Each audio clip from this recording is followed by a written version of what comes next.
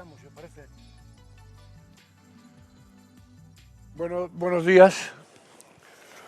Continuamos con las sesiones del Congreso y después del foro de debate, del foro de diálogo anterior, protagonizado por unos representantes de una de las generaciones de las que estamos hablando, los abuelos. Ahora vamos a hacer una aproximación, si quieren, más técnica, más académica, una mirada más analítica desde, fundamentalmente, la universidad. Es una mesa en la que lo que se va a tratar y de lo que se va a debatir es del impacto de las nuevas tecnologías en las relaciones intergeneracionales. Es algo de lo que ya inevitablemente se habló ayer y se ha hablado esta mañana y se seguirá hablando mañana. No hay forma de eludir un aspecto de las nuevas tecnologías que tiene que ver en cómo han impactado, incluso más allá de la comunicación, en la relación, en la interacción entre las distintas generaciones que constituyen la sociedad española. Se ha hablado de que aparentemente o tópicamente se dice que hay un gap generacional, hay una brecha generacional. Se ha hablado de las ventajas y de los inconvenientes, pero en cualquier caso de las modificaciones de las diferentes organizaciones comunicacionales que suponen las nuevas tecnologías. Se ha hablado también de cómo distintas generaciones tienen distintas percepciones de las ventajas y de los riesgos. Por tanto, no es una mesa, lo que vamos a tratar ahora, que no se haya analizado en este congreso ya. Y sin embargo, ahora lo que haremos será centrar la mirada precisamente sobre esos aspectos. Para hacerlo, hay tres ponentes que, como decía antes, los tres ponentes, ellos y ellas, trabajan en la universidad. Por orden, tal como viene en el programa, Alessandro Gentile es doctor en Sociología por la Universidad de Barcelona, es miembro del grupo POSET de Política Social y Estado de Bienestar del Instituto de Políticas y Bienes Públicos del CSIC y ha sido profesor de la Universidad Complutense y desde hace muy poco profesor de la Universidad de Zaragoza. Él ha centrado su horizonte de investigación en los nuevos riesgos sociales, en la reforma del estado de bienestar, en la sociología de la juventud y del trabajo y en las relaciones intergeneracionales. Lo que va a hacer es algo arriesgado, que es avanzar una mirada sobre qué puede pasar en relación con la interacción de las distintas generaciones, con lo intergeneracional, y sobre todo a partir del impacto de las nuevas generaciones, de las nuevas tecnologías, perdón, qué puede pasar en el horizonte de 2018, a 5 años vista. Evidentemente, entre sus habilidades no está la de ser adivino y entonces, digamos que lo que va a hacer es basarse en una investigación por metodología Delphi que ha trabajado ese tema y de la que va a hacer un avance parcial. Amparo Lassén, que intervendrá a continuación, es profesora de la Facultad de Ciencias Políticas y Sociología de la Complutense y es vicedirectora del Instituto Complutense Transoc. Es doctora en Sociología por la Sorbona y ha sido investigadora y docente en el Centro de Estudios de lo Actual, en París, y en la London School of Economics. Ella se interesa especialmente por las implicaciones sociales de las nuevas tecnologías de información y comunicación, en especial en relación con los afectos y con la constitución de identidades y subjetividades. Y además tengo que agradecerle doblemente no solo que esté aquí exponiendo la ponencia, sino que además es la autora de la introducción de la ponencia que realmente mañana se expondrá, la ponencia preparatoria de este congreso y que tienen en la material que se les ha entregado, por lo menos parcialmente lo tienen, no totalmente, pero en gran parte lo tienen. Finalizará la mesa, o la tercera intervención, es Elisa Chuliá. Ella es licenciada en Ciencias de la Comunicación, Historia y Filología Germánica por la Universidad de Maguncia, en Maguncia. y es maestra de Artes en Ciencias Sociales por el Centro de Estudios Avanzados en Ciencias Sociales del Instituto Juan Mas de Estudios e Investigaciones en Madrid. También es doctora en Ciencias Políticas y Sociología por la Universidad Complutense y profesora titular de la Universidad de Facultad de Ciencias Políticas y Sociología de la UNED. Su campo de interés en la investigación se centra fundamentalmente en distintos ítems como son el control de los medios de comunicación y la opinión pública en las dictaduras, el papel de la familia en la sociedad española, los desafíos políticos y sociales derivados de la evolución de la pirámide demográfica, del envejecimiento de la población y, concretamente, todo eso aplicado a la reforma de los sistemas de pensiones. Por tanto, digamos que es una mirada que, desde una visión más generalista, podrá hacernos una aproximación contextualizadora de lo que estamos trabajando. No quiero quitar más tiempo. El esquema de la mesa será como siempre, es decir, ellas y él hacen su intervención de aproximadamente 20 minutos, en fin, y ustedes van pasando las preguntas por escrito que después, al final, depende de las que sean, pues concentraremos o contestaremos uno a una, o en fin, ya veremos la fórmula. Pues muchas gracias, Alessandro, cuando quieras. Sí, muchas gracias, Eusebio, por la presentación. Muchas gracias al Ministerio de Sanidad, Servicios Sociales e Igualdad y a la FAD por organizar este congreso y para invitarme en esta mesa redonda. A mí interesa mucho el debate que pueda surgir de lo que vamos a presentar aquí, con lo cual me voy a ceñir a estos 20 minutos y lo que voy a presentar es, como bien Eusebio adelantaba, es un avance parcial de un estudio que se ha realizado y que pronto se publicará a finales de diciembre o a principios del año que viene.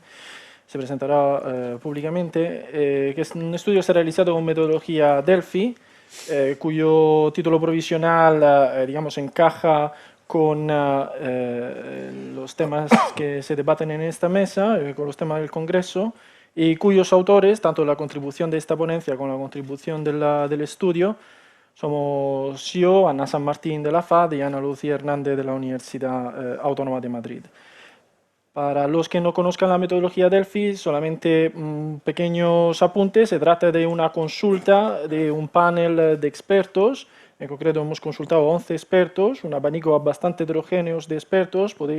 Todavía no puedo sacar los nombres, pero os puedo adelantar que se trata de expertos prestigiosos en el ámbito académico sobre temas de familia, relaciones intergeneracionales, juventud, tercera edad, género, y expertos que han tenido también la capacidad y la amabilidad de atendernos a la hora de ayudarnos a dibujar los escenarios sociales, políticos, económicos de España en el horizonte del 2008. ¿Qué significa? La metodología Delphi es preguntar a estos expertos cómo qué escenario nos espera en el corto y en el medio plazo, entonces 2015-2018, en un escenario que nosotros íbamos hipotizando de post-crisis, o digamos un escenario donde la sombra de la crisis seguirá ejerciendo su influencia.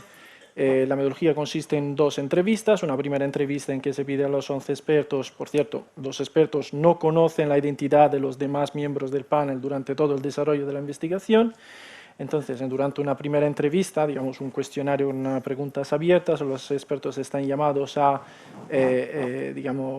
dibujar según sus expertising, según digamos, la respuesta que quieran dar, dibujar el escenario futuro.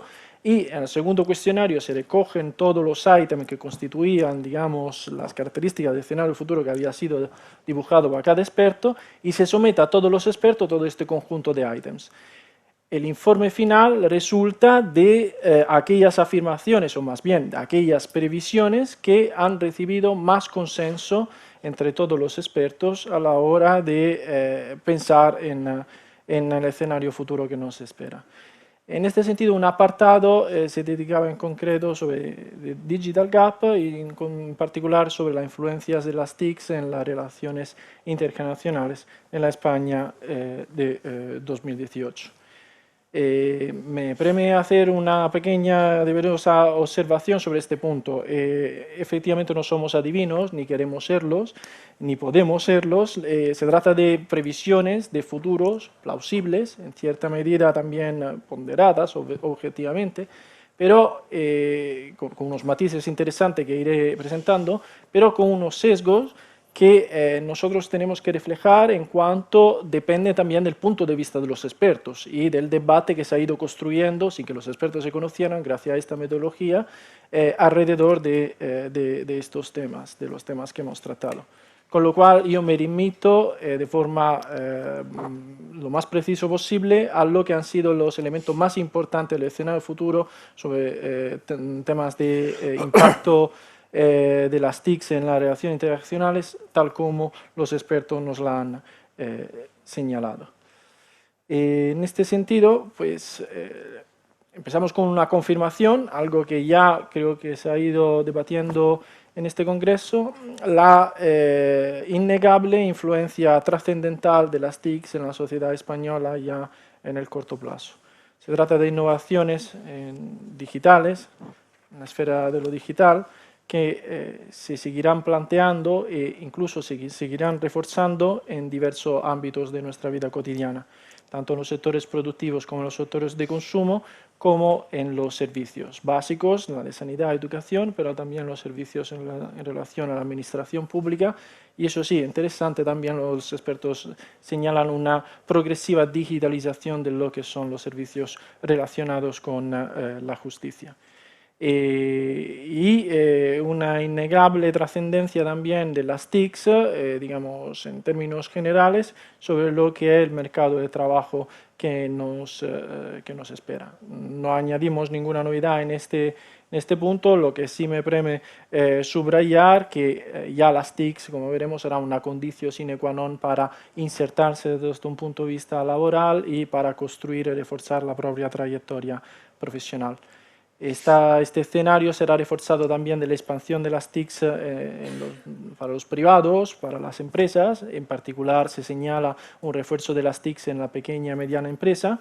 Y también un matiz particularmente interesante, el hecho, sobre todo por lo que se refiere al acceso y el manejo de los servicios, el hecho de que sean los mismos usuarios a pedir información y tecnologización de los servicios, con lo cual algunos expertos han estado hablando de un verdadero empoderamiento informático por parte de los usuarios que vinculará los servicios a la hora de otorgar determinados servicios a los utentes, vinculará a las mismas instituciones a la hora de otorgar determinados servicios a los usuarios, y que serán los mismos usuarios que irán pidiendo aquí en España de forma cada vez mayor.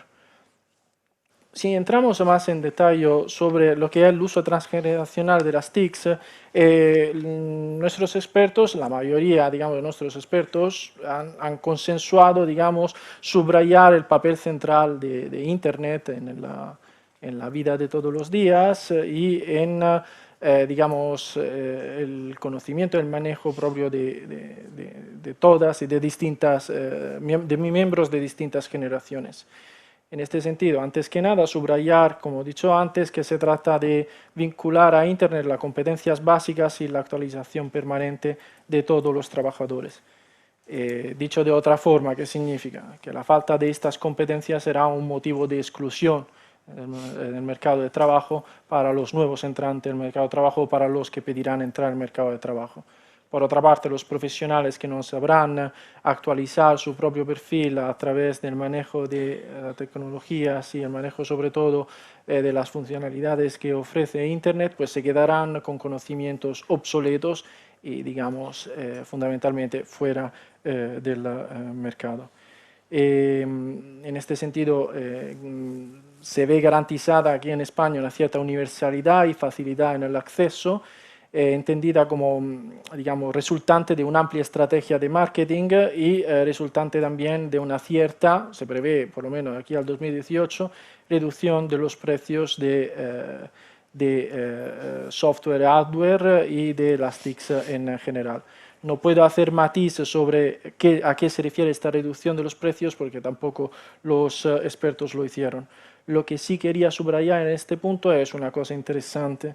El hecho de que estamos asistiendo, y es otra provisión que seguiremos asistiendo, a una cierta compresión de los gastos de muchos hogares, el hecho de que seguiremos asistiendo, como ya estamos asistiendo, a una cierta compresión de la capacidad adquisitiva de muchos hogares españoles, esto no significa que los hogares, en términos generales, renuncien al gasto para las TICs. Es decir, dentro de unos años ya las TICs llegarán a ser consideradas como necesidades cotidianas en el paniere, como se dice en italiano, es decir, en los consumos básicos, como se dice en castellano, para el día a día de los hogares.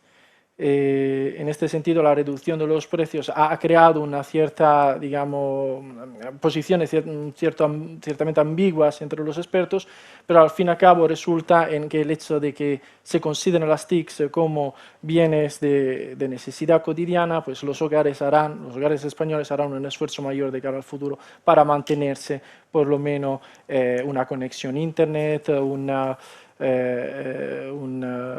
laptop en cada hogar como mínimo. En este sentido, se habrá digamos, un refuerzo del equilibrio entre nativos digitales, es decir, los menores de 39 años que ya han experimentado ese manejo de la TICs cuando ya eran adolescentes, jóvenes y adolescentes, y los así dicho miembros de la generación del aprendizaje. Aquellos adultos entre 40 y 65 años, estamos hablando de población activa, que en época, cuando tenían entre 20 y 40 años, han ido adaptando su vida y, digamos, también su trabajo a lo que es el manejo de las TICs. Entonces, ¿a qué vamos a encuentro? Vamos a encuentro a una reducción del CAP fundamentalmente entre estas dos generaciones, la de nativos digitales y la de la generación del aprendizaje.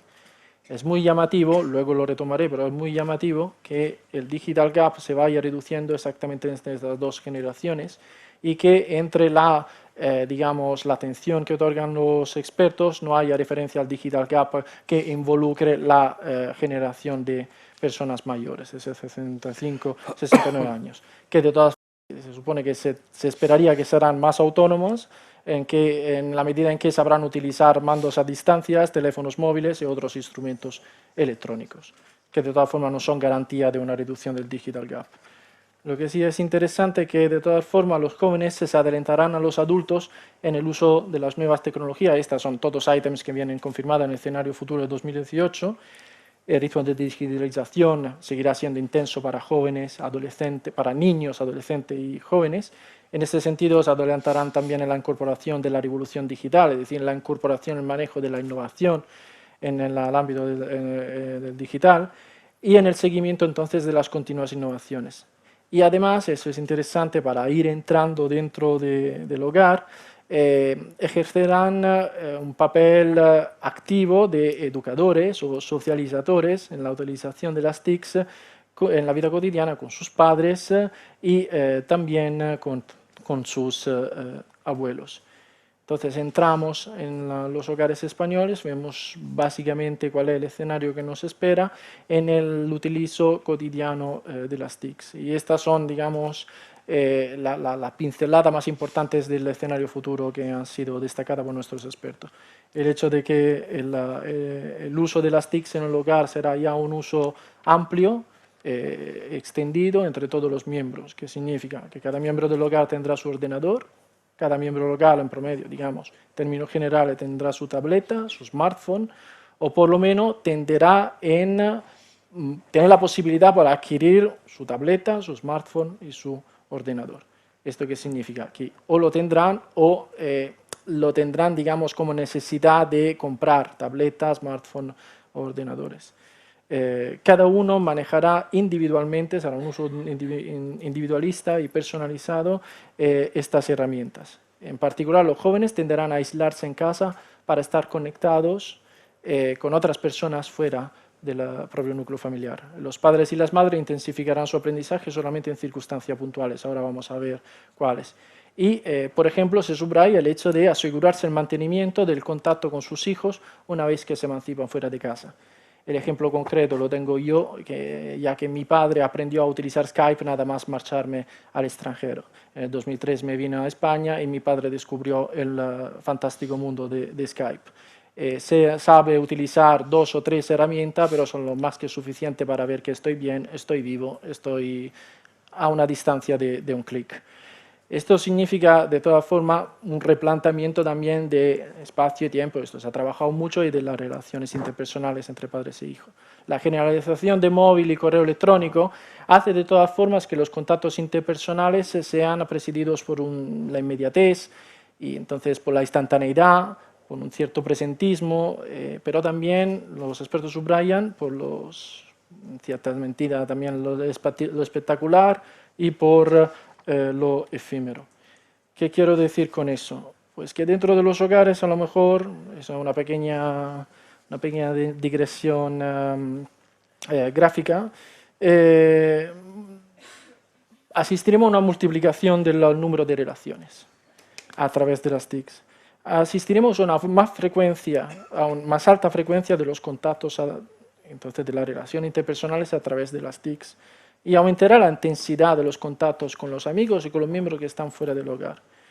Eso no significa que estemos hablando de una garantía de las relaciones sociales. Se formará un capital social online bastante amplio, pero la intensidad de los contactos, yo me atrevería a decir, no necesariamente redundan en una intensidad, digamos, de los intercambios emotivos, afectivos que se puedan tener. ¿Qué significa? Que este presentismo tiene, digamos, una característica muy importante en términos de cantidad de los contactos, pero en términos de calidad de los contactos tampoco podemos decir mucho.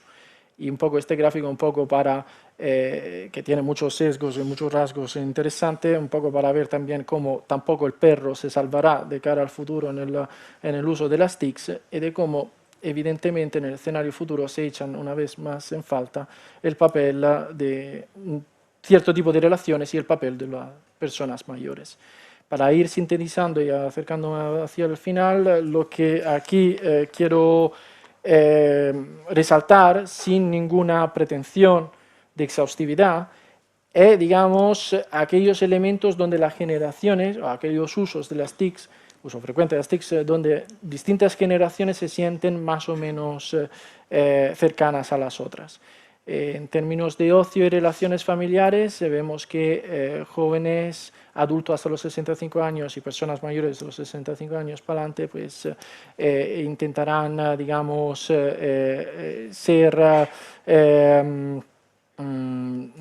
participar en el uso frecuente de las TICs dentro del hogar.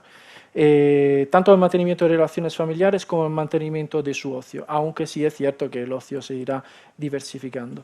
Lo que sí me preme subrayar es la característica fundamental de los jóvenes según los expertos, en el mantenimiento de relaciones con amigos, relaciones sentimentales y expresión de los valores a través de las TICs. A menudo la expresión de valores propios será tramitada a través de las nuevas tecnologías y redundarán para muchos de ellos en nuevas formas de participación política que hemos estado experimentando también en los últimos años. La diferencia con los adultos es clara cuando vemos que para el mantenimiento del hogar las TICs es una cosa de los padres y de las madres. Mientras que es interesante notar que la recualificación profesional, la formación permanente, ya no es un elemento a que ponen particular atención los jóvenes, sino que sigue siendo una preocupación más bien fundada, presente entre los adultos. Mientras que obviamente, obviamente según los expertos, digamos, es un error mío plantearlo como si fuera una cosa obvia, pero digamos la atención que los expertos reservan más bien al utilizo frecuente de las TICs para las personas mayores se refiere a dos ámbitos concretos, que son la prevención del deterioro cognitivo y el acceso a servicios de salud y cuidado. Lo que también habría que subrayar es la relación en todos los aspectos aquí presentes de las diferencias de género, tanto en el uso frecuente de las TICs en las relaciones familiares, en los demás tipos de relaciones, como en la recualificación profesional, la formación permanente. Un único matiz, el hecho que en términos de ocio los hombres se prevé que privarán el consumo y el ocio en la red, mientras las mujeres valorarán lo que tenga más que ver con su bienestar personal y cultural. Termino con subrayar otro rasgo del Digital Gap que seguramente podrán provocar debate y distintas posiciones de valor entre nosotros. El hecho de que fundamentalmente nuestra investigación redunda en un escenario claro, el hecho de que en 2018 los impactos de la llamada exclusión o fractura digital, entonces este digital gap generacional, irá lentamente, progresivamente reduciéndose. Entonces tampoco será grave como hasta hace unos años, pero eso sí es cierto, interesará más bien las generaciones, el gap existente entre nativos digitales y generación de aprendizaje. Entonces, las diferencias que prevemos que se reducirán en 2008 serán diferencias ligadas a las edades, generaciones, al género y a los territorios. Eso entendido en términos macro. No hay una matiz sobre territorios de ámbito rural o territorios de ámbito urbano. Digamos que España agotará su digital gap con respecto a otros países de su entorno. Poco podemos decir sobre otros tipos de territorios. Y os dejo solamente haciendo una reflexión sobre el aumento de dos otros tipos de rasgos que caracterizan el Digital Gap. Un rasgo es por rentas, que se contradice un poco con el acceso a las TICs una vez que bajen los precios de las nuevas tecnologías, y la diferencia es por nivel formativos. Por lo que se refiere a las rentas, pues aquí vemos un reflejo de lo que es la polarización social que está provocando esta crisis. ¿Qué significa? Que no todos los hogares se podrán garantizar mantener el gasto en la adquisición de las innovaciones tecnológicas. Tendrán una competencia básica, un laptop básico, pero tampoco tendrán la posibilidad en el corto y medio plazo de adquirir digamos, innovaciones que puedan mejorar la potencialidad, funcionalidad de sus laptops. Y por otra parte, una cosa importante en las nuevas diferencias que vemos en el ámbito de las distintas capacidades de decodificar, de conocer el manejo de las TICs, que eso también podría ser fuente de debate entre nosotros, porque básicamente los expertos dicen que habrá un conocimiento no siempre adecuado de todas las informaciones al que se tendrán acceso a través de las TICs y de las redes digitales. Entonces, la capacidad de decodificar informaciones dependerá de cómo efectivamente esta capacidad se irá trabajando en las escuelas y se podrá trabajar en los centros escolares de distintos niveles. Eso sí, dejaros con el hecho de que estamos en plena revolución digital, pero dentro de un escenario de polarización social, con lo cual los dos elementos habrá que tomarlo en consideración de cara al futuro, porque lo que se está planteando es que habrá una nueva generación socializada a las TICs, que tendrá nueva forma de vida, nueva forma de uso, nueva forma de consumo, pero que se gestará también en un contexto de postcrisis que casi seguramente no será la España que conocemos en la actualidad. Muchas gracias.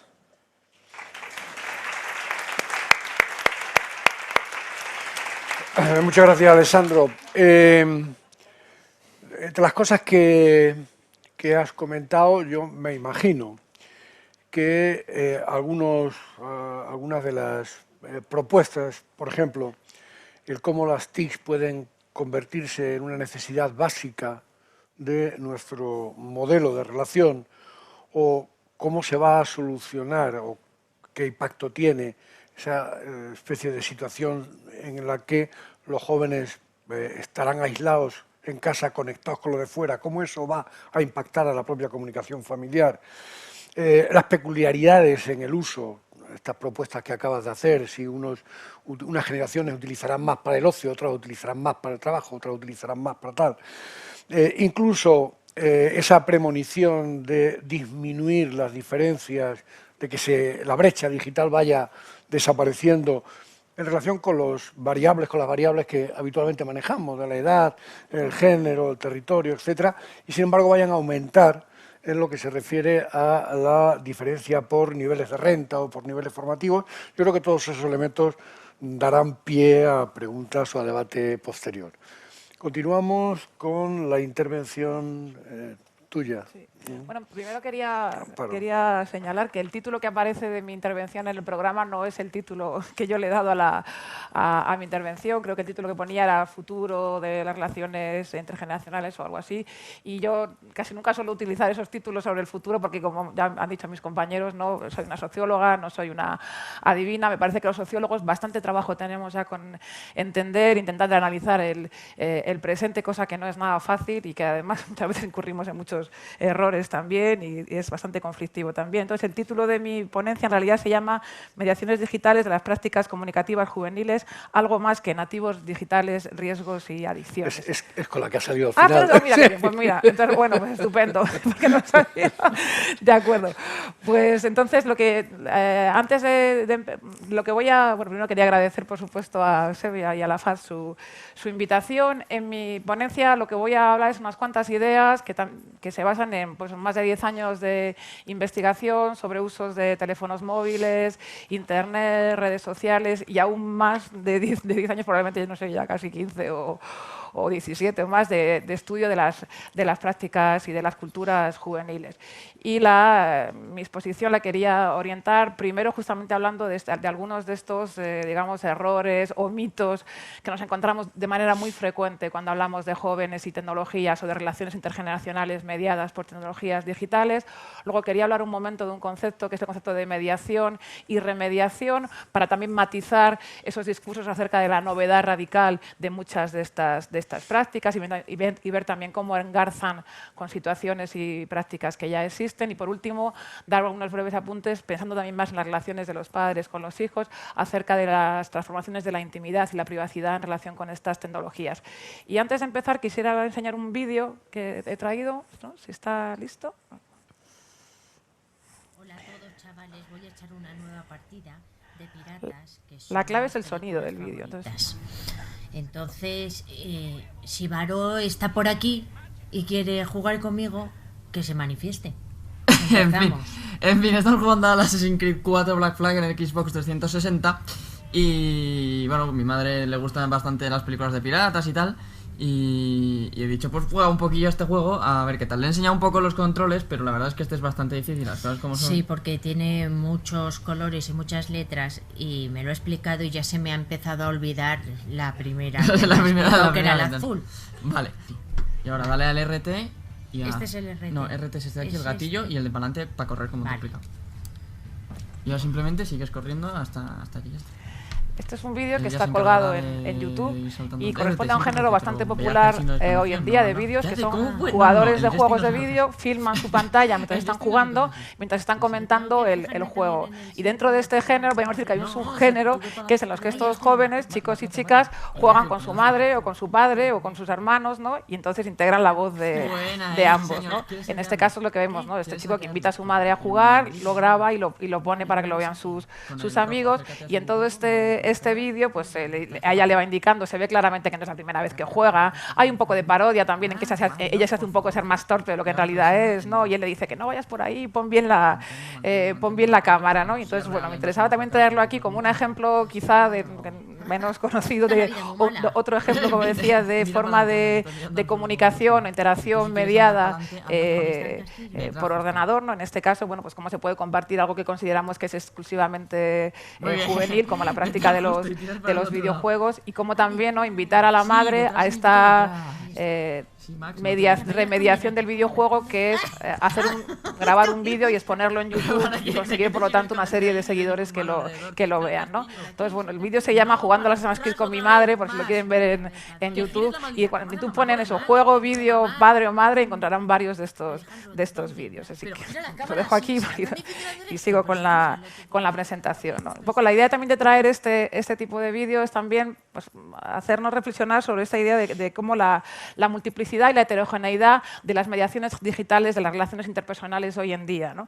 Y que ofrecen una multiplicidad de formatos y de formas, de WhatsApps, foros, videojuegos, correos electrónicos, posts, páginas de contactos, redes sociales, blog, microblogs, Twitter, Instagram, YouTube, ¿no? Podía seguir un buen rato más, y no solamente hay una pluralidad y heterogeneidad y número de aplicaciones, sino también una pluralidad y heterogeneidad de tipos de usuarios, ¿no? ¿no? Los usuarios dentro de un grupo de edad, dentro de un género también, plantean una gran diversidad y una heterogeneidad también de usos que no podemos perder de vista cuando como sociólogos utilizamos, y es verdad que lo hacemos, ¿no? Y también lo tenemos que hacer, esas categorías que tienden un poco quizá a homogeneizar esa pluralidad de experiencias, ¿no? Tener en cuenta también que no estamos hablando de algo meramente cuantitativo, que también lo es, ¿no? En cuanto, por ejemplo, al número de aplicaciones, número de horas que pasamos en la red o número de tiempo que utilizamos el móvil, pero que hay una dimensión también cualitativa, ¿no? Que la amplia difusión de estas prácticas y de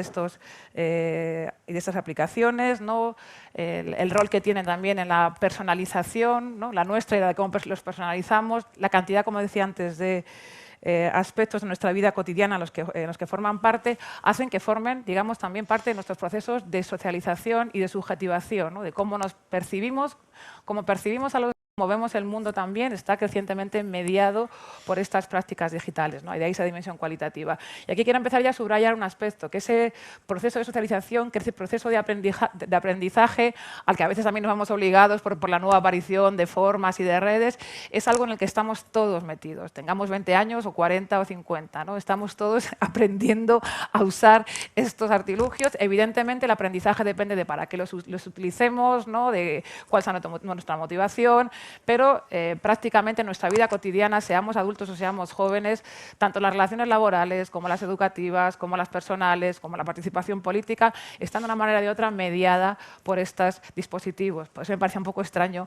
¿no? en la presentación, ¿no? Lo de los expertos, ¿no? Esa idea de que los jóvenes tienen mediaciones amorosas, valores, política, y los adultos solo están en el ámbito de la familia y el trabajo, ¿no? Todos tenemos, evidentemente, de maneras distintas esa participación y esas experiencias en nuestra vida, de tal manera que, parafraseando quizá a Marga Padilla, que es una informática y veterana ya y hacker madrileña, quizá no debiéramos pensar en Internet o el móvil o estas aplicaciones como meros instrumentos, sino como espacios donde transcurren nuestras vidas también, espacios donde vivimos, ¿no? Donde nos relacionamos con los demás, espacios también que nos habitan y espacios que a veces constituyen una cierta forma de laboratorios del orden social, ¿no? Donde también, ¿no? Aprendemos a comportarnos y a relacionarlos con los demás. Entonces, pasando quizá ahora a la cuestión de las prácticas juveniles, en la presentación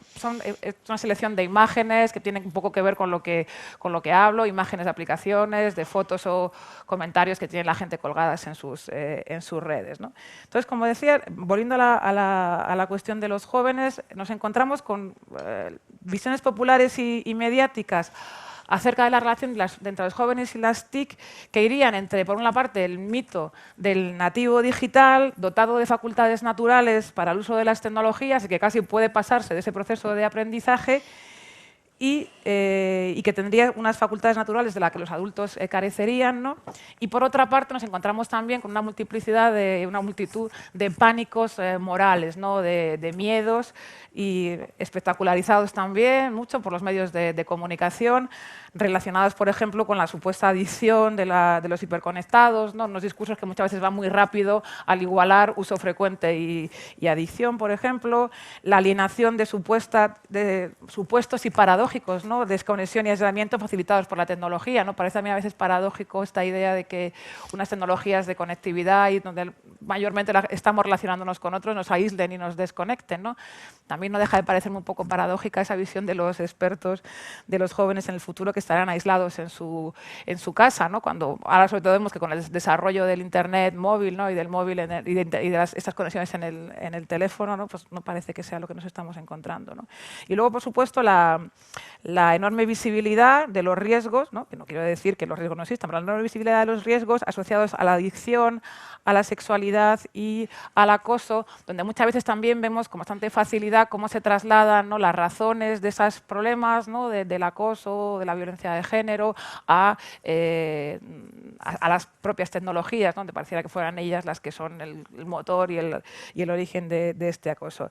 Parecía interesante, siendo alguien, como digo, que vengo antes de estudiar las tecnologías de del ámbito del estudio de las prácticas juveniles, ver cómo esos imaginarios acerca de los jóvenes, ¿no? por una parte ligados a esta naturalización de su relación con lo nuevo y por otra parte a todos esos peligros y riesgos de los cuales ellos son al mismo tiempo víctimas y agentes, pues tampoco es algo novedoso. Engarza bien con imaginarios sociales, con una cierta tradición casi desde el origen de la propia categoría de juventud. Por una parte esa idea de la creencia en la natural disposición de los jóvenes hacia lo nuevo, que invisibiliza tanto la existencia de procesos de aprendizajes como las distintas situaciones materiales de los jóvenes, ¿no? Como el hecho de que no todos los jóvenes viven en la misma situación, no todos los jóvenes tienen el mismo equipamiento, no todos tienen el mismo contacto con estas tecnologías, no todos los que utilizan las tecnologías saben hacer lo mismo. Esto que hemos visto que hace este chaval requiere una cierta pericia, ¿no? No solamente sabe jugar, ha conseguido el programa para grabar el vídeo y al mismo tiempo tiene que hacer un montaje del vídeo con el sonido, ¿no? y luego subir el vídeo a Internet. No todos los jóvenes.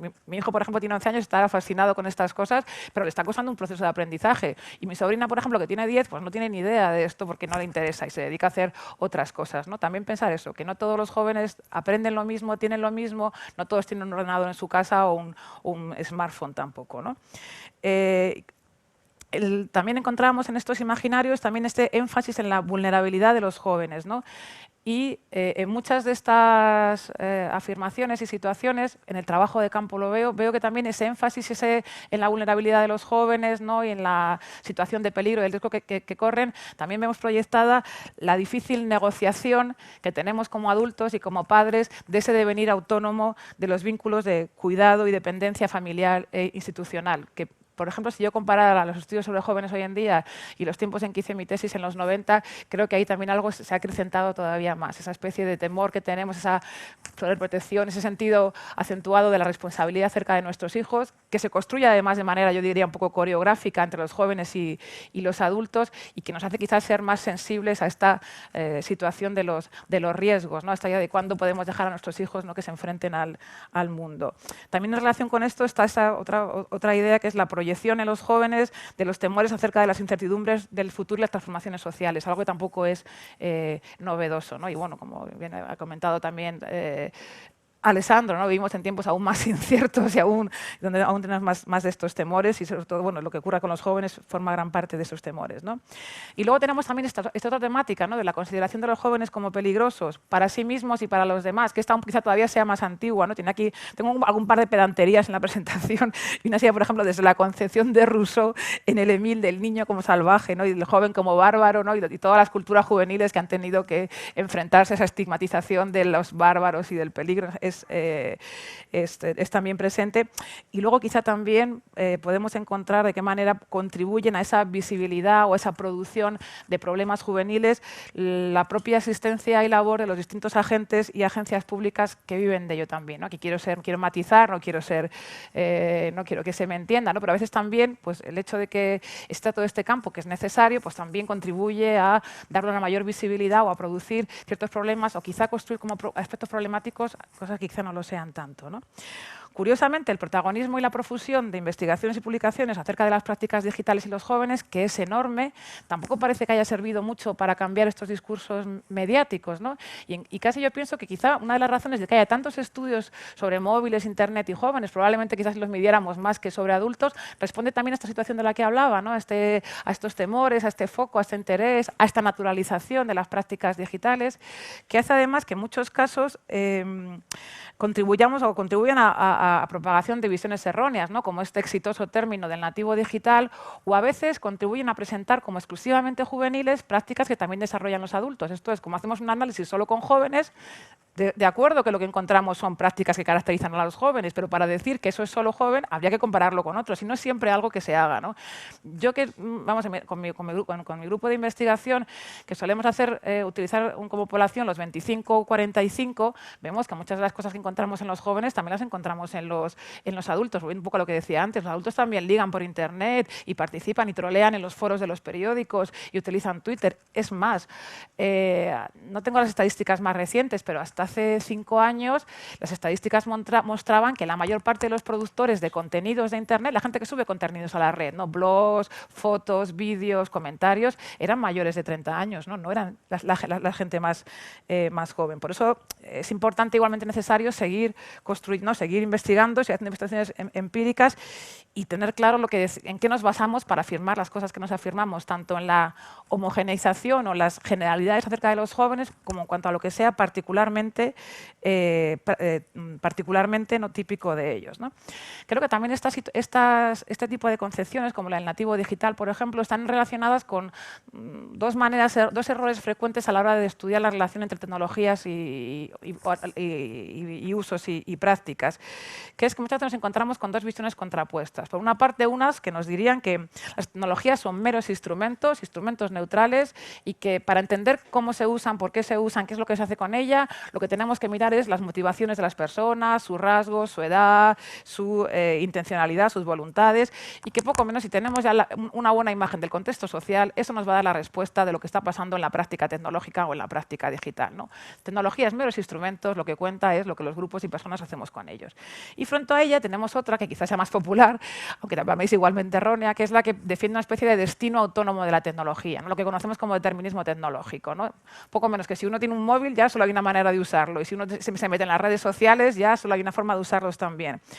Y un poco esta idea de que la mera presencia, invención y desarrollo de los dispositivos, la manera en que han sido diseñados y comercializados, explicaría su uso y sus efectos. Creo que el término nativo digital tiene un poco que ver con esto. O sea, por la mera hecho de haber nacido en un entorno o evolucionado en un entorno en el que están presentes, ya estamos naturalmente, ¿no?, digamos, adaptados, ¿no? Y aquí sería la idea de que el cambio social es fruto del cambio tecnológico, y que la mera presencia de las tecnologías generaría ya brechas, por ejemplo, entre grupos de edad, y incluso estaría operando transformaciones cognitivas en los jóvenes, por ejemplo, ¿no? Cuando hacemos estas investigaciones empíricas, ¿no?, y atendemos con detalle a lo que está ocurriendo, a cómo la gente usa a cómo los jóvenes, también los adultos, utilizan los distintos dispositivos, cómo aprenden a usarlos, lo que solemos ver es que, para empezar, aquí se produce un vínculo material, ¿no?, y corpóreo, y una proceso de aprendizaje que mediatiza otras interacciones, ¿no? Y significa que usar el móvil o el ordenador implica compartir nuestra capacidad de hacer y actuar con ellos, ¿no?, con estas aplicaciones y con estos objetos. Y de ese encuentro, digamos, surgen distintos usos y distintas prácticas. A veces son formas de cooperación, a veces son encontronazos, ¿no?, formas de resistencia, ¿no? Digamos que está claro que las tecnologías permiten hacer ciertas cosas y dificultan hacer otras. Y está claro también que los distintos grupos y personas tienen también su idea acerca de lo que quieren hacer. Y está claro también que no es una relación que se dé solamente entre el individuo y su dispositivo tecnológico, sino que tiene que ver también en las otras personas con las que está implicado, las condiciones de comercialización, cómo estén diseñados, qué normas se están poniendo en práctica, tanto las normas informales, no de uso, como las normativas legales que lo regulan, ¿no? Es decir, que es una situación en la que nos encontramos bastante complejo, ¿no?, una configuración cultural, social y personal de las tecnologías, pero también recíprocamente es verdad, nuestras relaciones también se ven reconfiguradas por este nuevo participante que invitamos de manera más o menos voluntaria a veces a nuestras relaciones, ¿no? Esto es lo que yo llamo una relación de agencia compartida. Y como veo que me he liado mucho, voy a pasar, digamos, paso de esta idea de la remediación, que simplemente con lo que quería decir con ello es que tengamos en cuenta que las relaciones que están mediadas por las tecnologías ya estaban siendo mediadas antes también por otras, y quería poner un par de ejemplos. Uno es el cuarto de los jóvenes, el cuarto del adolescente, ¿no? Antes de que existiera Internet y los móviles, ya muchos estudiosos habían visto cómo el cuarto del adolescente formaba un cronotopo particular, ¿no? Y como veíamos cómo el proceso de autonomización y de devenir adulto de los jóvenes empezaba también, para aquellos que podían, con la organización y ordenación de ese cuarto propio que les permitía desincronizarse de los ritmos familiares y organizar su propia vida. Y cómo estaba mediado por las radios, la televisión si tenían, ¿no?, su música, sus libros, sus cómics. Hoy en día vemos cómo en ese cuarto aparecen también los ordenadores y aparecen también los móviles, ¿no?, que los conectan con el mundo exterior. Ya no simplemente la esfera doméstica y privada. Siguen estando desincronizados de su familia, pero además están sincronizados con otras personas que están fuera, ¿no? Bueno, aquí no nos da tiempo ahora para ahondar en más este hecho, pero hay una cosa que me llama la atención. Este cuarto propio, que ahora es un cuarto propio conectado, ¿no?, siguiendo la expresión de Remedios Zafra, era el lugar, como decía, de ese aprendizaje al devenir autónomo, al devenir adulto también, ¿no? Hoy nos encontramos como, ligados a esos temores también, a esas formas también, ¿no?, a esas preocupaciones paternas, hay una recomendación general que nos dice: no deje el ordenador en el cuarto del adolescente, no deje el ordenador en el cuarto del niño, lleve el ordenador a un cuarto común. Esto es, limite la privacidad del joven dentro de su entorno íntimo, ¿no? Entonces me pregunto también, que sería interesante interrogarse acerca de las consecuencias, ¿no?, de este hecho, ¿no? Y esto me permite, ya con esto acabo, porque ya veo que no tenemos mucho tiempo, con las paradojas que decíamos de la relación entre intimidad y privacidad. Aquí tendríamos un ejemplo en el cual el deseo de proteger, ¿no?, y de conocer le pone límites a la privacidad dentro de la intimidad. Algo que nosotros también hemos encontrado en otro tipo de relaciones, por ejemplo, las relaciones de pareja, tanto entre jóvenes como adultos. El hecho de que parezca que tenemos dificultades para reconocer que dentro de una relación íntima, padres, hijos, novios y novias, marido y mujer, también hay lugar para la privacidad. Esto se traduce, por ejemplo, pues en todos estos usos que conocemos, ¿no? Tengo que ser accesible a ti a través de las tecnologías, pero también tengo que ser accesible a tu móvil, soy transparente, no tengo nada que ocultar. Y más allá de eso, nos parece también que entra en paralelo con esta idea de la pedagogía de la transparencia, ¿no?, que también se convierte en una pedagogía de la vigilancia. Esta idea de que quien te quiere proteger te tiene que vigilar, que no encontramos solamente en el caso de los jóvenes y sus padres, sino que también encontramos, la actualidad reciente nos lo dice, en la relación, por ejemplo, de los ciudadanos con sus gobernantes. Entonces, a mí también me parecía que aquí había una situación también bastante interesante, ¿no?, y controvertida, ¿no?, porque, por ejemplo, ¿cómo vamos a educar a nuestros hijos en esa protección de su propia privacidad, incluso dentro de las relaciones de intimidad? Y estoy pensando en estos discursos recientes, ¿no?, sobre los jóvenes que acosan a sus novias a través del móvil. Si no desligamos esta idea de la protección, o si ligamos la idea de la protección y la preocupación con la de la vigilancia, ¿no?, y el ponerle límites a una privacidad, ¿no? Este era uno de los aspectos que quería comentar, y ya, bueno, pues voy rápido porque tenía otras cosas de las que quería comentar también, pero bueno, voy rápido hacia el sumario, simplemente diciendo cómo esta idea, ¿no?, de que ya ha dicho también Alessandro, que las relaciones familiares están mediadas y remediadas, ¿no?, y que encontramos en ello transformación de la intimidad. Esta ambivalencia también de ese remedio, ¿no?, y de ese que puede ser un veneno, o sea, lo que facilita la comunicación a distancia y la conectividad dentro de la familia, también suscita temores ligados a los riesgos de la progresiva autonomía y devenir adulto de los adolescentes, y los riesgos también a que ese devenir adulto suponga una inserción en el espacio público, un en contacto con otra gente y con otros mundos que no controlamos, ¿no? Esta pedagogía de la vigilancia y la protección, donde vemos un difícil encaje de la privacidad dentro de la intimidad, estas cosas que comentaba. Otra cosa que quería comentar, que paso sobre ella también en relación con la privacidad, es este colapso de contextos, ¿no?, lo que supone que cuando estamos en estos espacios mediados estamos comunicándonos con una pluralidad de gente al mismo tiempo, y hace difícil poder utilizar los controles que teníamos anteriormente para saber, bueno, cuando hablo con mis padres estoy hablando con ellos, no lo ven mis amigos, cuando hablo con mis amigos, ¿no? Mientras que ahora estos jóvenes se encuentran en esos espacios donde en el mismo sitio como Facebook todos sus círculos les están viendo, y con esto acabo, frente a las ideas también que vemos a menudo en los medios de comunicación de que a los jóvenes no les interesa la privacidad, puesto que utilizan estas redes y exponen allí su vida, lo que nos encontramos en los trabajos empíricos sí es una preocupación por esa privacidad, pero que no se traduce en el dejar de estar expuesto, porque hoy en día participar en la vida pública desgraciadamente también supone exhibirse o exponerse. Y entonces, como vemos, que los jóvenes intentan otras estrategias, ¿no? Por ejemplo, controlar la interpretación que se va a hacer de lo que dicen, ¿no? Intentar también limitar quién tiene acceso, por ejemplo, el tipo de fotos que pones, o utilizando lenguajes codificados con tus amigos, ¿no? Un tipo también, algo que también es muy paradójico, porque vemos también que muchas de estas prácticas de utilizar como una especie de encriptado precodificado con los amigos, pues nos recuerda, por ejemplo, a prácticas de grupos que estaban en los límites de la legalidad, o a situaciones en regímenes no democráticos. También hay que preguntarse, ¿no?, qué particularidad que nuestros jóvenes estén utilizando o nosotros también quizás hasta cierto punto, ¿no?, porque estamos presentes en un espacio donde hay una multiplicidad de observadores o de lectores. Y por último, pues como lo decía, el proceso es un proceso de aprendizaje, no hay nativos digitales, todos estamos en esto juntos, y quizá sería necesaria, por lo tanto, una pedagogía del respeto a la privacidad, donde la precaución frente a los riesgos no entrañe la limitación de la alfabetización digital y de las oportunidades digitales, y esto tanto quizá en el espacio personal como en el espacio de la ciudadanía, ¿no?, y de nuestra relación también, y nuestras relaciones políticas, en tanto que gobernantes y gobernados. Con esto acabo ya. Bien, muchas gracias, Amparo.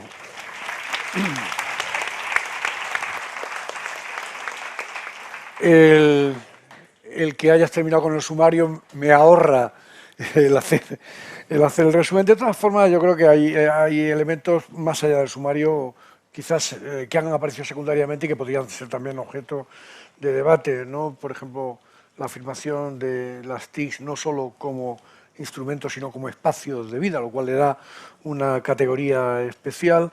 La razón de toda esa abundancia de pánicos morales, ¿no? Si tienen que ver con el instrumento o el espacio de vida en sí, o tienen que ver con lo que históricamente se atribuye al usuario del instrumento o al vividor del espacio de vida, es decir, se tiene que ver con los jóvenes, y cómo eso influye también en el interés de los estudios, lo cual lleva a otra pregunta: ¿en qué medida los estudios tranquilizan o ratifican esos miedos, ¿no? Un minuto para contar que esta mañana a mí me han llamado de una radio para preguntarme sobre el Congreso, y la primera y prácticamente única pregunta es: de todo lo que han hablado, ¿qué es lo que más les preocupa? Esa era la preocupación mediática. Y después todos estos dilemas de comunicación interna a la familia, comunicación externa, privacidad, transparencia, control, son temas que tal. Sin más, Elisa... ¿Me puedo levantar? Sí, sí, por supuesto. Vale, yo creo que voy a estar quizá aquí un poco más cómoda. Bueno, mi intervención es la tercera, pero es la más general. Voy a hablar de las relaciones intergeneracionales, y como decía muy bien Eusebio, en un contexto a quien quiero agradecer, por supuesto, la presentación, igual que a la FAD, la invitación a participar en este encuentro o en este congreso. Como decía, voy a hablar de las relaciones intergeneracionales y fundamentalmente en el seno de las familias. Y quiero recoger dos ideas como tengo, digamos, la fortuna de ser la tercera, voy a recoger dos ideas, una de Alessandro y otra de Amparo, que de alguna manera van a quedar también expuestas en mi intervención. Alessandro decía, las nuevas tecnologías se van a convertir, si no lo son ya, en una necesidad, ¿no? Yo pensaba siempre en estos términos de inelasticidad. Los economistas dicen que hay una demanda inelástica de determinados bienes. Bueno, pues las nuevas tecnologías han pasado a ser inelásticas, como casi, como el pan, ¿no? Quiero decir que podemos a lo mejor prescindir de otras cosas, pero de las nuevas tecnologías, o por lo menos de alguna cobertura, como móviles, internet y demás, cada vez vamos a poder prescindir menos. Esa idea me parece importante y quería recogerla a lo largo de mi intervención, y ya veréis cómo la recojo. Y la otra, que me parece también muy importante de la presentación que ha hecho Amparo, es que bueno, las relaciones intergeneracionales se ven afectadas por las nuevas tecnologías, pero deberíamos alejarnos de la idea de que antes no estaban mediadas. Es decir, aquí hay más una continuidad que una ruptura. Las relaciones intergeneracionales, y de eso es de lo que en gran medida yo voy a hablar, han evolucionado a lo largo de no digo ya de los siglos, sino de los últimos 50 años muchísimo. Yo me voy a centrar en el caso de España, pero voy a tener un poco en el trasfondo siempre el contexto europeo. Bueno, empezaré diciendo que las relaciones intergeneracionales, quizá os parezca muy obvio, son una dimensión fundamental de la cohesión social. A mí me parece importante decir esto en un principio porque normalmente cuando hablamos de cohesión social pensamos en estructura social, en cómo las familias o las clases más desfavorecidas se integran en la sociedad. Bueno, es que las relaciones intergeneracionales, que van más allá de las clases sociales, son un factor fundamental de la cohesión social. Y cabe incluso decir que cuanto más relaciones intergeneracionales existen en una sociedad, más cohesión social, por lo menos de este tipo, existe. Las relaciones intergeneracionales, aunque se dan en muchos ámbitos, son sobre todo muy frecuentes y muy intensas en el seno de las familias, se basan en sentimientos de pertenencia permanente a una comunidad, incluso más allá de la muerte, como sabéis, quiero decir, el recuerdo de los familiares, al fin y al cabo, les hace pertenecer a esa comunidad, y también se basa en afectos que implican profundos compromisos morales. De ahí que tengan una especificidad las relaciones intergeneracionales dentro de las familias. Dada esa importancia de la familia como espacio y como marco institucional en el cual se desarrollan las relaciones intergeneracionales, el análisis de las relaciones intergeneracionales, a mi juicio, obliga a centrar la atención en las familias. De alguna manera, las vicisitudes o la evolución de las relaciones intergeneracionales reflejan cambios familiares.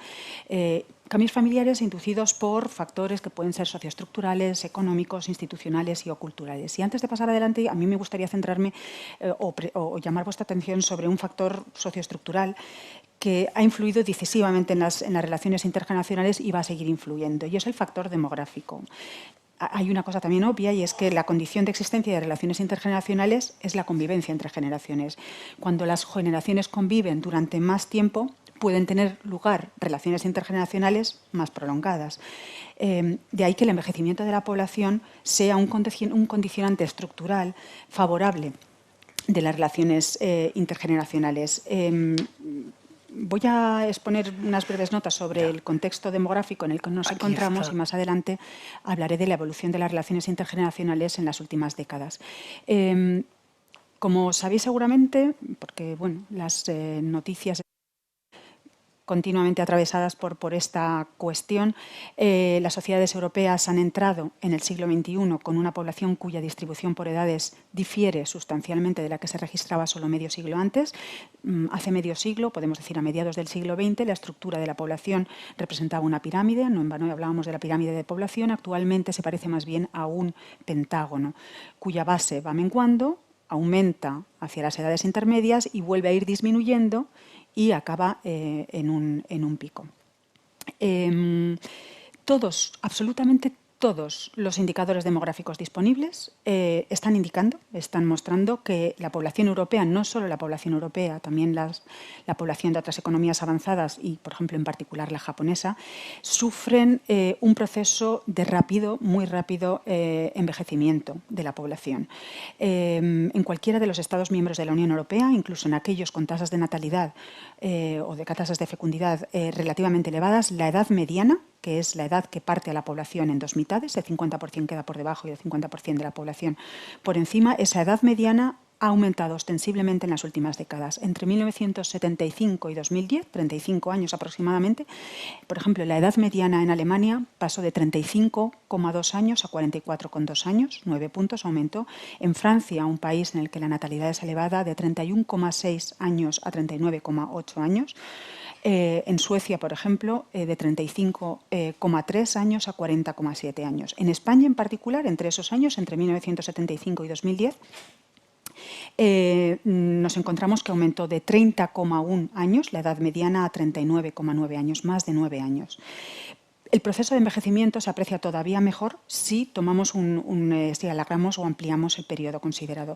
De acuerdo con datos del Instituto Nacional de Estadística, en 1900 las personas de 65 o más años representaban aproximadamente un 5% de la población española, que entonces rondaba los 19 millones.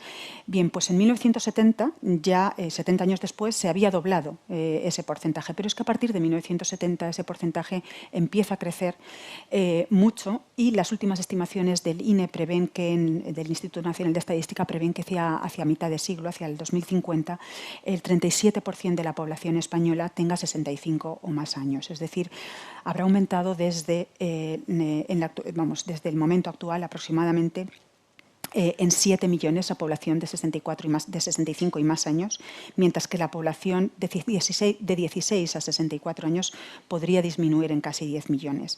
Y lo más curioso es que la población que aumenta más rápidamente es la de 80 o más años. Entre 2012 y 2052, los grupos quinquenales a partir de esa edad, de 80 años, crecen a tasas superiores al 100% y además crecen tanto más cuanto más avanza la edad. Por ejemplo, las personas de 80 a 84 años crecerían entre 2012 y 2052 un 106%, las de 85 a 89 años un 178% y las de 90 a 94 años un 332%. ¿Qué quiere decir todo esto? Todo esto apunta hacia una sociedad en la que los mayores de 80 años dejan de conformar ya una generación residual, consolidándose un modelo de 4 generaciones nutridas. Niños y jóvenes, por una parte, adultos, mayores y ancianos. Son 4 generaciones que se tratan y acompañan durante algunos tramos de su vida, que son además cada vez más largos, y prestándose ayudas. Ayudas que son básicamente 3 las que se prestan en las generaciones. Son ayudas económicas, ayudas de cuidado físico y también de bienestar emocional.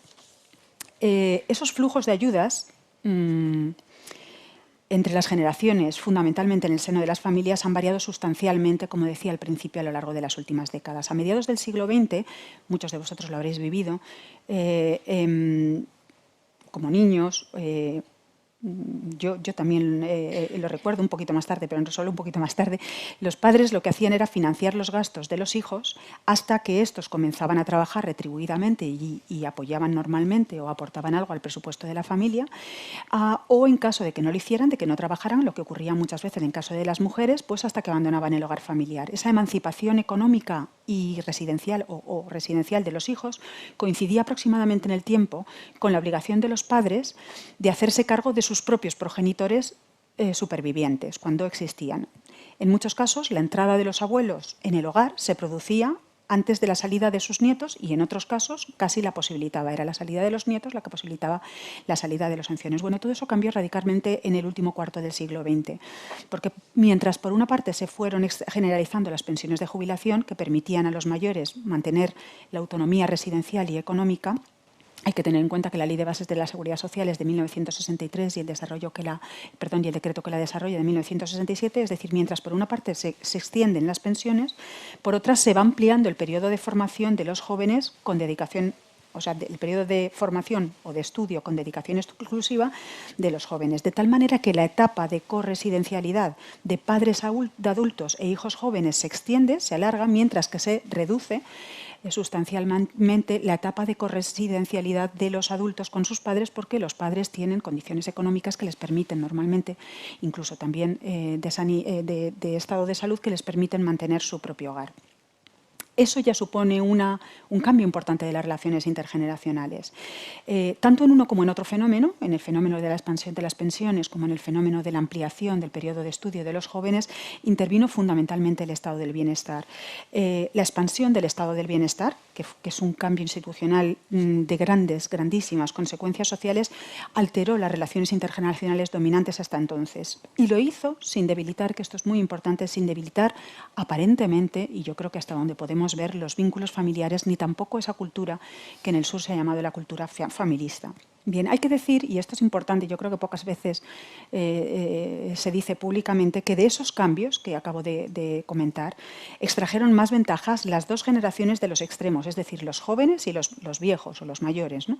Más ventajas, digo, que la intermedia. A esa generación intermedia le tocó pagar a través de las cotizaciones sociales las pensiones de la generación de sus padres, puesto que fueron ellos los que, al fin y al cabo, como es un sistema de reparto, el sistema de pensiones, con las cotizaciones sociales pagaban lo que sus padres recibían mensualmente, y a través de los impuestos generales les tocó en gran medida pagar la educación de sus propios hijos. Además, sus integrantes, los integrantes de esa generación intermedia, en particular las mujeres, prestaban cuidados de diverso tipo a unos, es decir, a los jóvenes y a los mayores.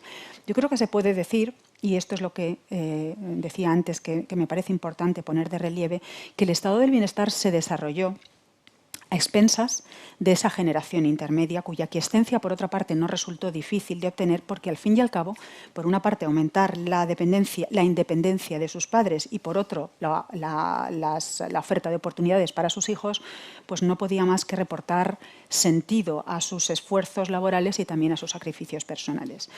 Pero esa ampliación del periodo de formación no provocó solo la prolongación de las transferencias familiares de padres adultos a hijos y la extensión del periodo de corresidencialidad de ambos, sino también con el tiempo lo que provocó es la incorporación creciente de las mujeres al mercado de trabajo. Lógicamente, las mujeres que habían estudiado durante más tiempo querían rentabilizar o han querido rentabilizar en el mercado de trabajo su inversión educativa. Y todo eso ha llevado a su vez a nuevos cambios familiares, entre ellos, por ejemplo, el retraso de la emancipación, el retraso de la maternidad, y, en parte, también la renuncia de las mujeres a ejercer la función exclusiva de amas de casa.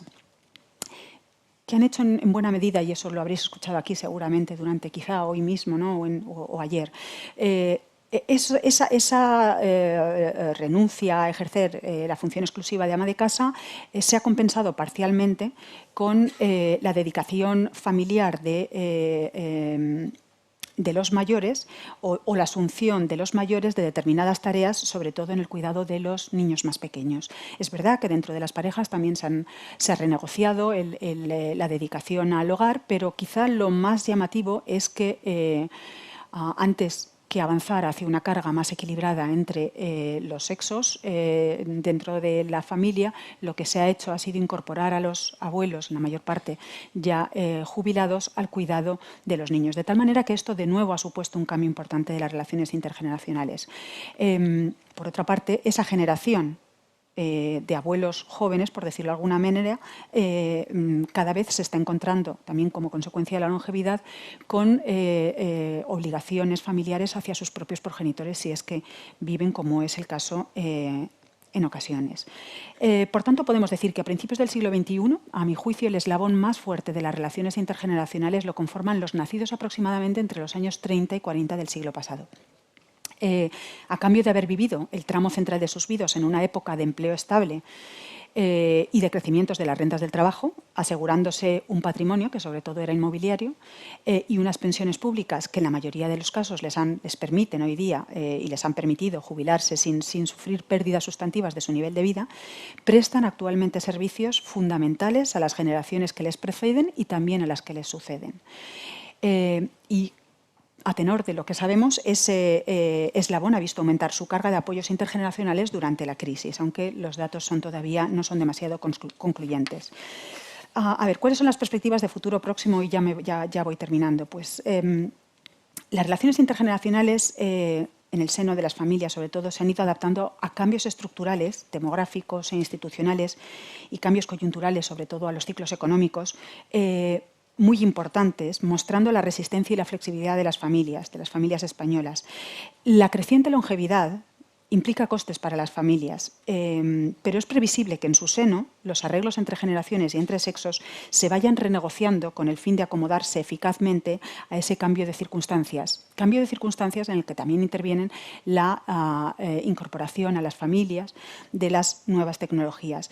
Esa eficacia adaptativa de las familias resulta de la voluntad genuina y culturalmente alimentada de mantener el bienestar de las personas queridas y de contribuir a la realización de los proyectos vitales. Yo traía un par de gráficos que quizá luego podemos ver más adelante y que demuestran que el compromiso de esa generación, de los mayores de 64 años, en general con la sociedad y con las generaciones previas y posteriores, ha crecido.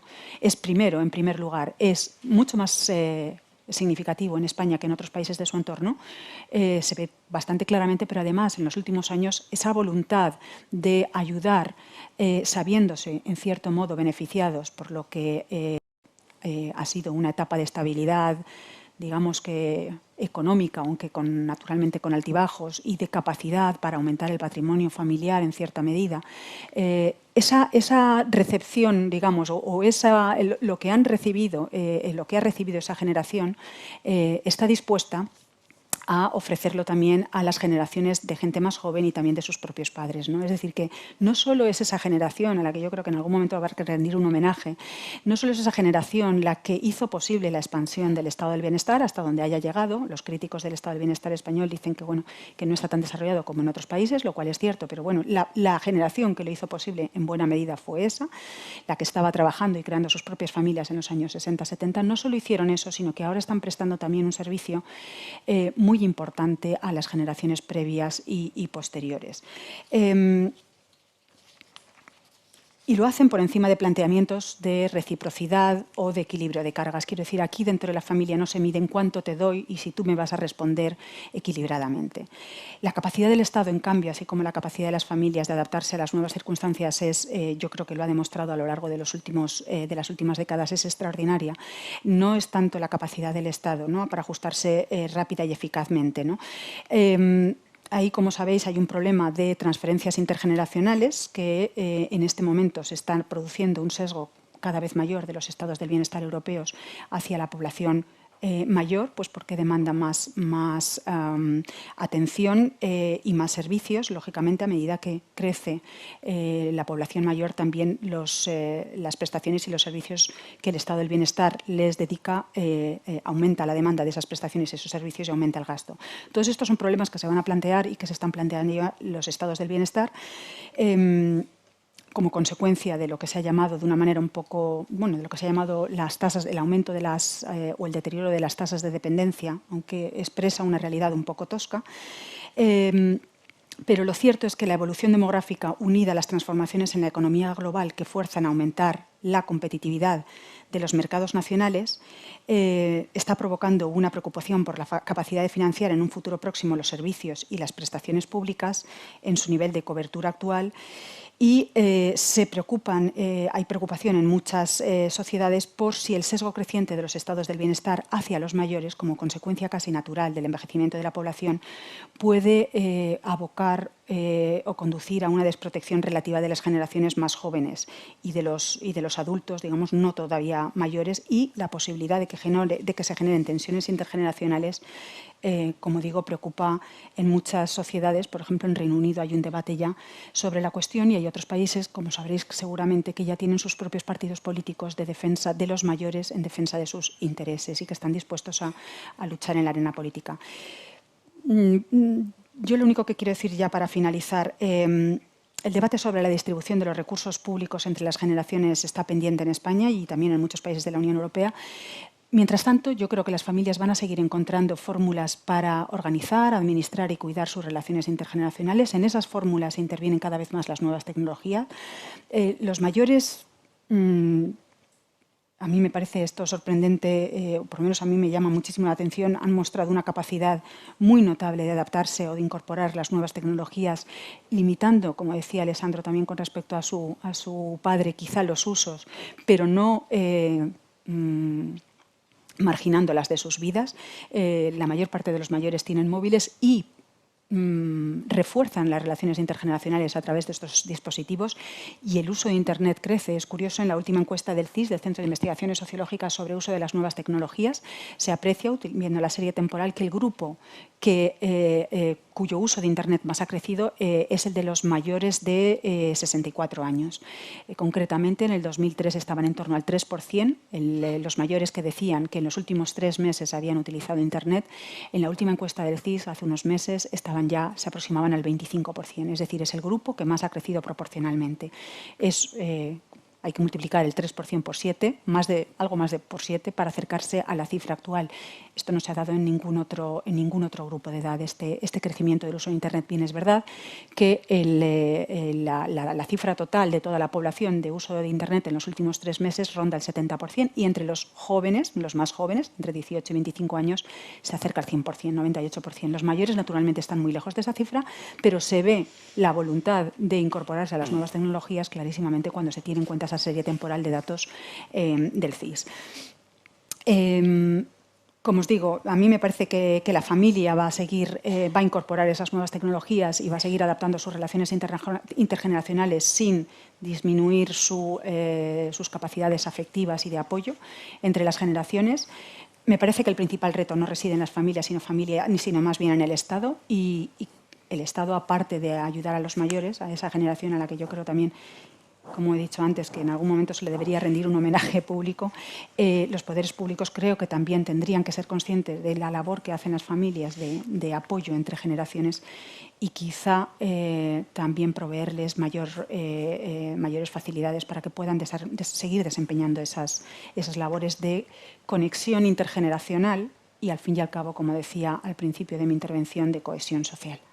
Y con esto quisiera terminar, porque tampoco quisiera alargarme más de la cuenta. Muchas gracias.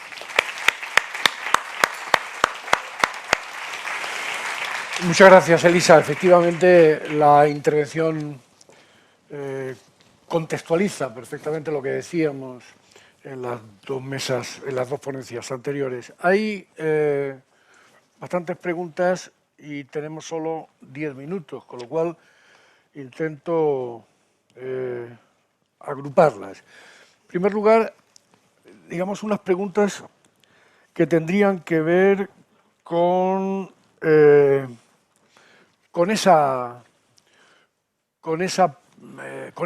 con esa hipótesis de futuro que en alguna medida trataba de justificar. Obviamente las hipótesis de futuro se hacen siempre desde el presente, que trataba antes de explicar Alessandro. Por tanto, dos preguntas que podría contestar él. Una que se refiere a de qué manera se va a ver afectado ese colectivo de 50 años o de más de 50 años, que es un colectivo que en la medida en que se ve también muy tocado por la crisis y por el paro, tendrá muchas dificultades de incorporación al mercado laboral, no solo por su edad, sino porque se está diciendo que cada vez es más importante el manejo de las TICs, la rapidez con la que cambian, la instrumentación, etc. Entonces hay un colectivo que parece que tiene las de perder en cualquier caso desde esa perspectiva, cómo va a verse afectado. Y en segundo lugar, si no actualizar las competencias digitales es motivo de exclusión, ¿habría alguna fórmula de avanzar a una sociedad más equitativa, pues abordando o solucionando este escollo?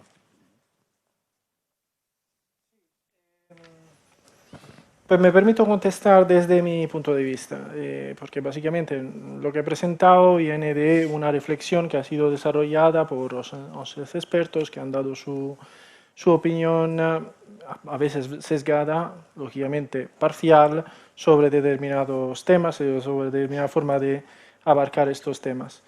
Entonces, con respecto a las dos cuestiones que se plantean, yo quería subrayar dos cosas.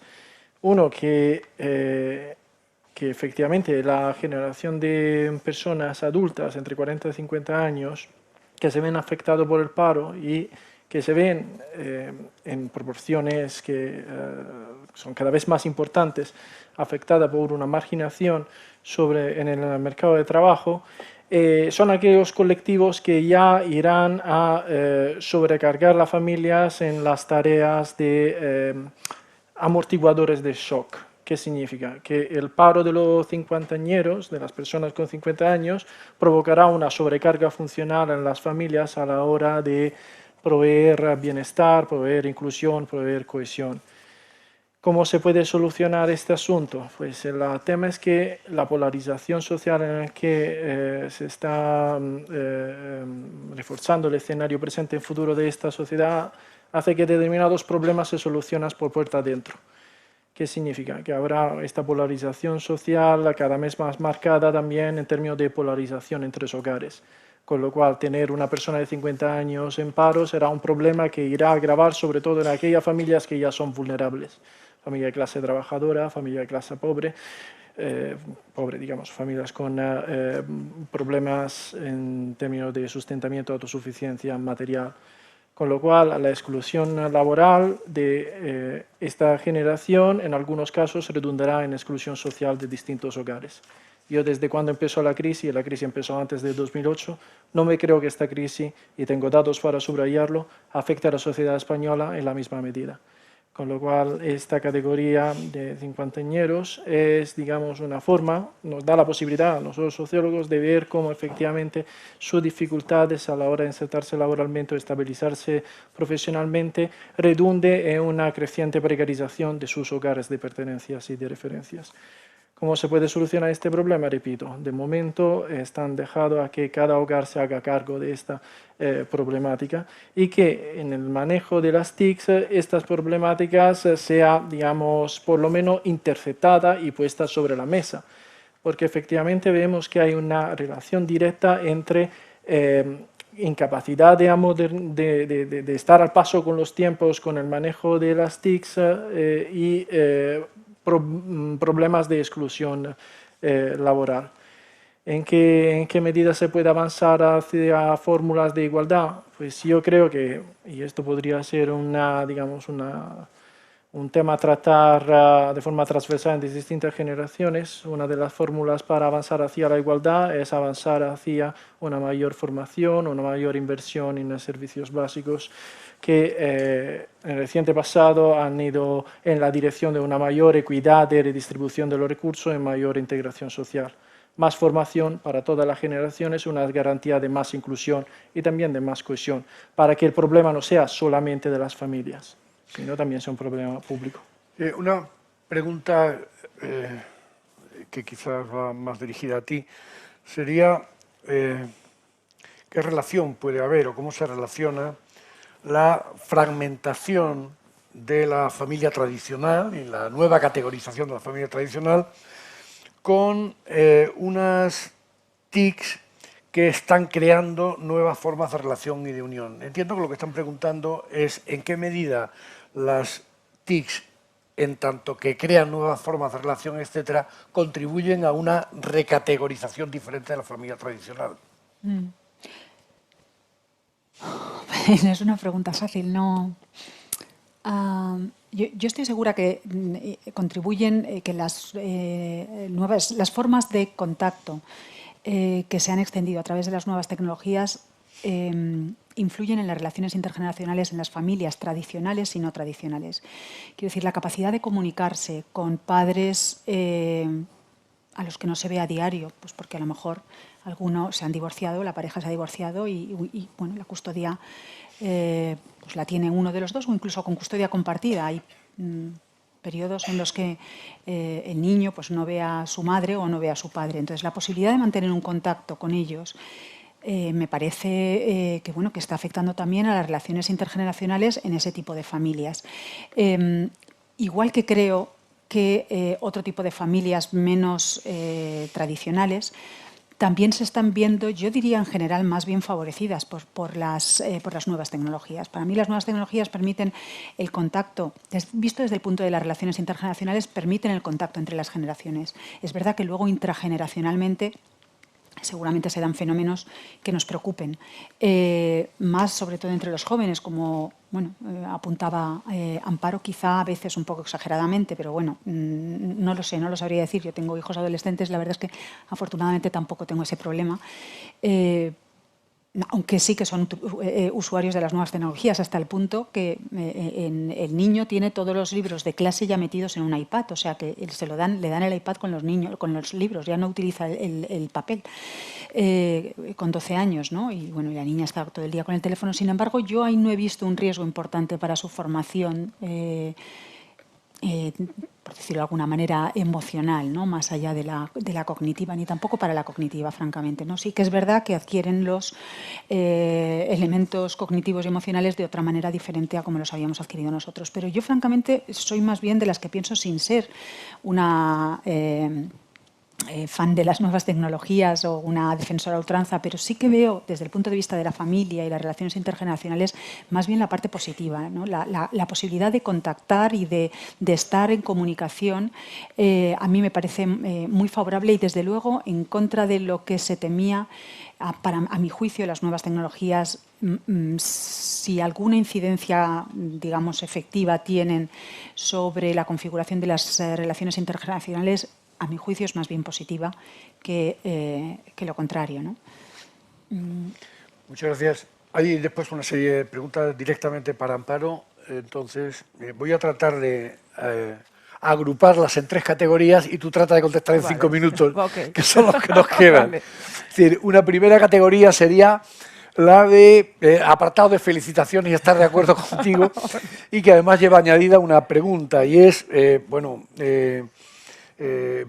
asumiendo la crítica de que estamos atrapados por estereotipos, falsas creencias, etcétera, si podrías mencionar algún ejemplo de cómo, de una manera positiva, una familia puede mostrar su preocupación y protección sin caer en la vigilancia, en el control, etcétera, etcétera. Primera categoría.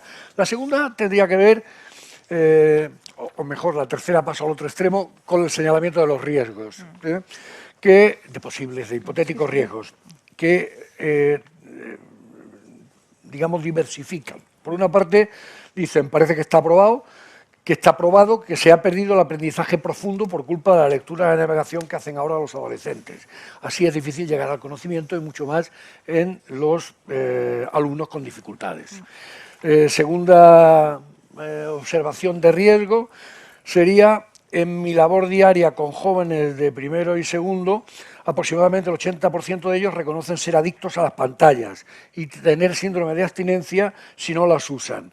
Esta adicción existe y cumple la función de escapar a una situación familiar de la cual no están cómodos, etc. Y es más, hay una pregunta que directamente pregunta: ¿se puede o no hablar de adicciones en las TICs? Y en medio de lo positivo y del señalamiento de los riesgos hay una interrogación también cuestionadora, que sería: ¿dejaría a su hija de 13 años que invitase a su novio amigo de 14 años a pasar la noche en su habitación, teniendo en cuenta la pedagogía del respeto a la privacidad? no estamos los adultos para ayudar en la construcción de la identidad personal de los adolescentes, y si no le permitimos eso, ¿por qué sí una autonomía digital solo basada en un aparente control que se construye a golpe de tecla? En fin, más o menos. Bueno, primero, en cuanto a lo de las felicitaciones, tú me has dicho, y ya lo sabía, ¿no? cuando vine, que aquí muchos de ustedes, de los miembros del público, son gente que trabaja con jóvenes, o sea, no tienen esa visión externa un poco, ¿no? A veces de los periodistas. Luego también entendía que ya estaban familiarizados con muchas de estas cuestiones. En cuanto a la cuestión de la privacidad, aquí, yo soy socióloga, analizo las prácticas que me encuentro, me preocupo mucho de ver cómo definimos las cosas. Por ejemplo, cuando hablamos del término adicción, por eso decía antes, ¿qué es lo que estamos diciendo? ¿No? Cuando decimos, ¿es adicción solamente uso frecuente o estamos integrando, parece ser que deberíamos integrar en el término adicción, como se hacía en las sustancias, ¿no? en los estupefacientes, otro tipo no solo la frecuencia, y entonces tendríamos que estar seguros de que cuando utilizamos ese término para hablar de las nuevas tecnologías realmente estamos hablando de este tipo de cuestiones. Pongo un ejemplo empírico. En entrevistas a adultos le preguntábamos si sentían que había una dependencia del móvil. Y entonces la gente nos decía, mucha mujer nos decía, soy tan dependiente del móvil como lo soy de mi coche o de mi lavadora o de mi nevera. Si se me estropea y no puedo usarla, mi vida cotidiana se da la vuelta y me encuentro bastante mal. Y dice, soy dependiente en el sentido de que me hace la vida más fácil, que mi vida está hecho a tener ese entorno material. O sea, dependemos de nuestro entorno material. Y cuando nuestro entorno material hace aguas o nuestros hábitos no pueden cumplirse, experimentamos un malestar. ¿Le vamos a llamar a eso adicción? O quizá deberíamos reconocer algo que muchas veces en nuestra cultura no está bien visto, que somos autónomos relativamente, que nuestras condiciones materiales también ayudan a ser lo que somos.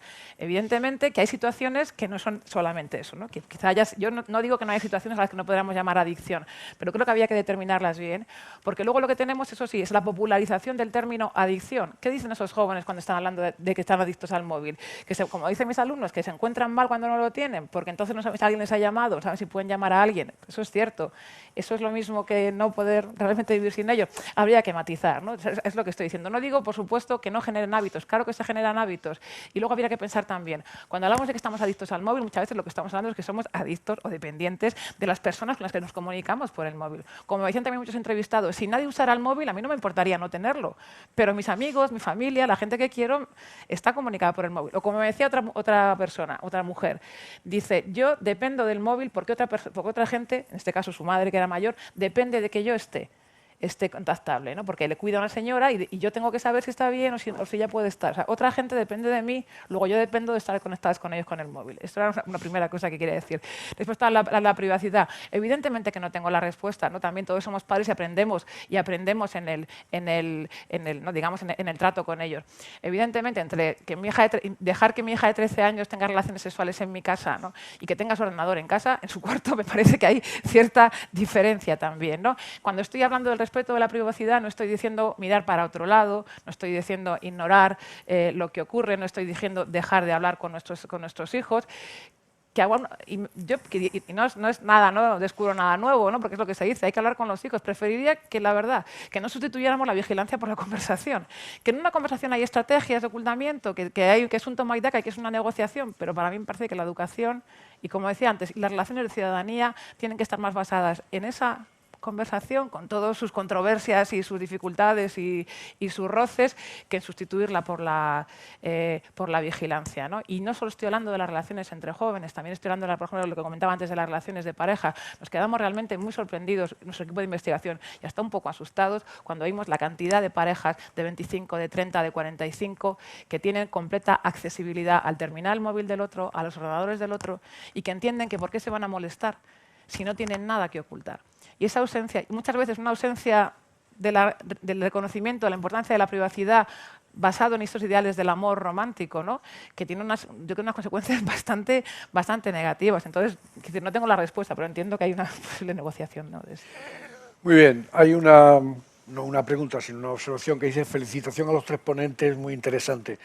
Muchas gracias a los tres y muchas gracias a todos ustedes.